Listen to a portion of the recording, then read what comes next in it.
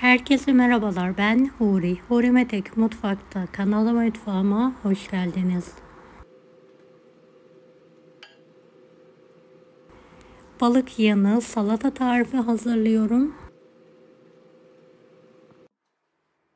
Et tarifimiz için marul, soğan, maydanoz, havuç, salata, domates ve turp kullandım. 3 yaprak marul yaprağını yıkayarak doğruyorum. Ve bir tepsinin kenarlarına yayıyorum. Bir havucu ve çeyrek turbu da keserek ayırıyorum. Ve rendeliyorum.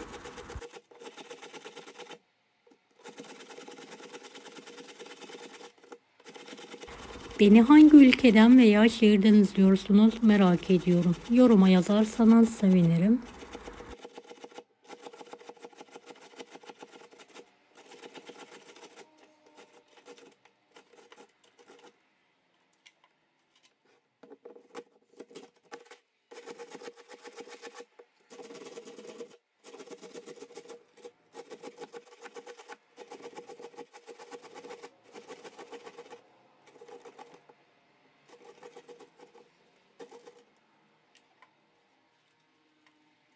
Havucu ve turbu videodaki gibi salata kabımızın orta kısmını alarak yayalım.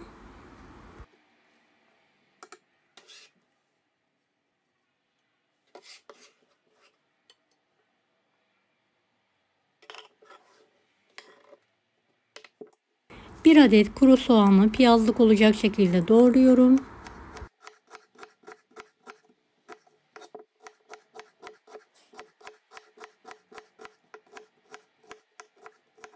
Biraz tuz serperek ovuyorum. Daha sonra bol su yardımıyla yıkayarak fazla suyunu süzdürüyorum.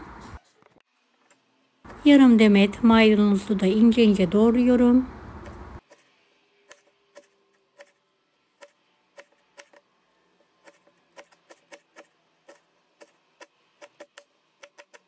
Soğan ve maydanozu karıştırıyorum.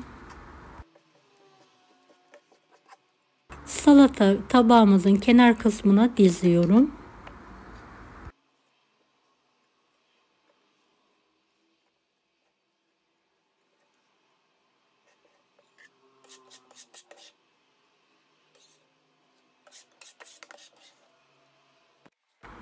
Evet, yarım turbu halka şeklinde ince ince doğruyorum.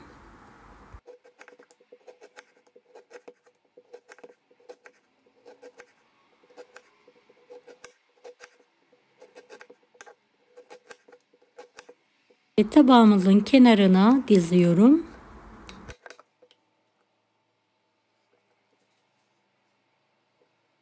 Salatamızı dilediğimiz şekilde süsleyebilirsiniz.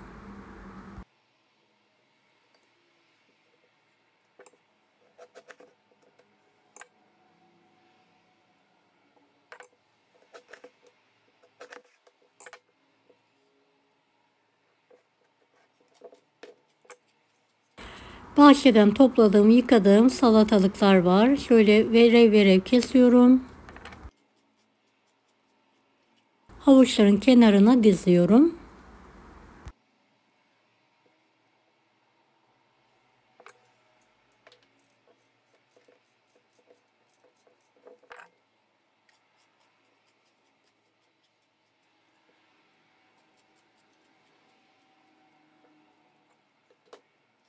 Küçük çeri domatesleri de ortadan ikiye kesiyorum.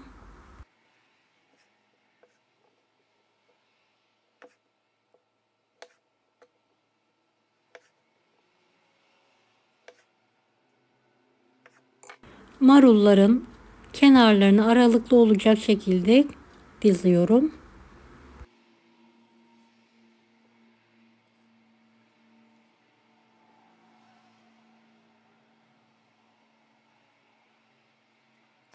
Yarım limonu sıkalım. Biraz sıvı yağını üzerine alıyorum. Biraz sirke ve tuz ekliyorum.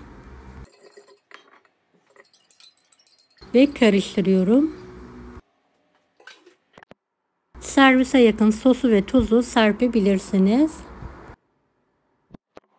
Deneyecek olan herkese şimdiden kolaylıklar dilerim. Kanalıma ücretsiz abone olmayı unutmayın. Bir dahaki videolarda görüşmek üzere. Allah'a emanet olun. Hoşça kalın.